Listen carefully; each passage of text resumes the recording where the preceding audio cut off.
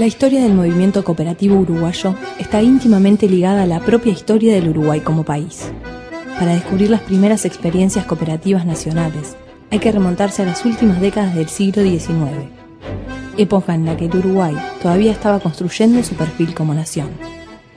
A nivel mundial, se reconoce como fecha de nacimiento del cooperativismo moderno el año 1844, en el que 28 obreros tejedores del condado de Lancaster, en Inglaterra, crean la Sociedad Equitativa de los Pioneros de Rochdale, con la finalidad de establecer un almacén de comestibles y ropas, fabricar juntos los artículos más necesarios y destinar una parte de los beneficios a la instrucción de los socios y sus familias.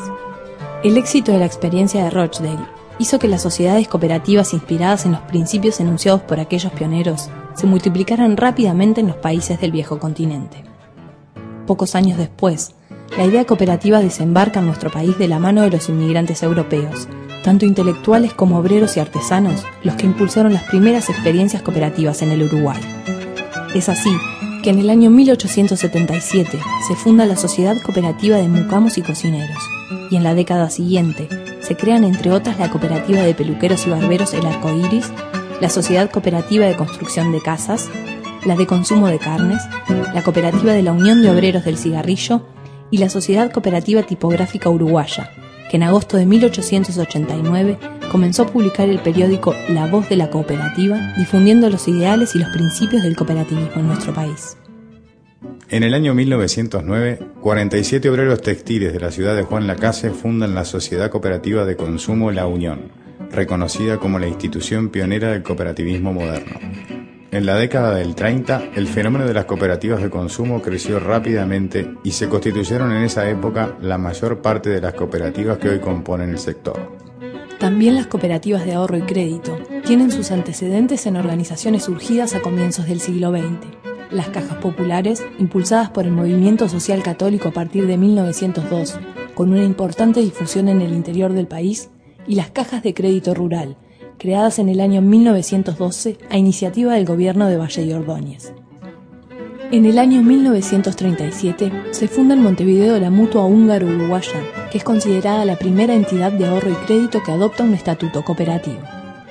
Fue también a comienzos de siglo que la empresa inglesa del Ferrocarril Central impulsa la conformación de sociedades de fomento en torno a las estaciones del tren. Nacidas para promover la producción y el bienestar de la población rural, evolucionan rápidamente hacia la intermediación en productos e insumos hasta convertirse en las actuales sociedades de fomento rural. En 1912 aparecen los primeros sindicatos cristianos agrícolas, antecedentes directos de las actuales cooperativas agropecuarias que surgieron como tales en la década del 20 y ya en 1931 estaban celebrando su primer congreso cooperativo en la ciudad de Colonia, Suiza. La creación de Conaprole en 1935 y la aprobación de la primera ley de cooperativas agrarias en 1941 fueron dando forma a un sector que se extendió a casi todas las zonas rurales del país. Más cerca en el tiempo, a mediados de la década del 40, aparecen las cooperativas de trabajo. Entre las primeras, encontramos dos organizaciones emblemáticas del movimiento que todavía hoy siguen activas: la Cooperativa de Transporte Sanducera Copay y la Unidad Cooperaria número 1 de Cololó en el departamento de Soriano.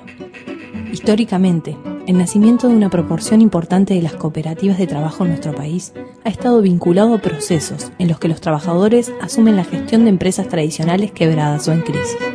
Los periodos de crisis económicas, traducidas en el cierre masivo de empresas industriales y de servicios, dieron surgimiento a nuevas experiencias cooperativas en sectores tan diversos como el textil, el metalúrgico, el transporte público, la salud y la enseñanza, entre otros.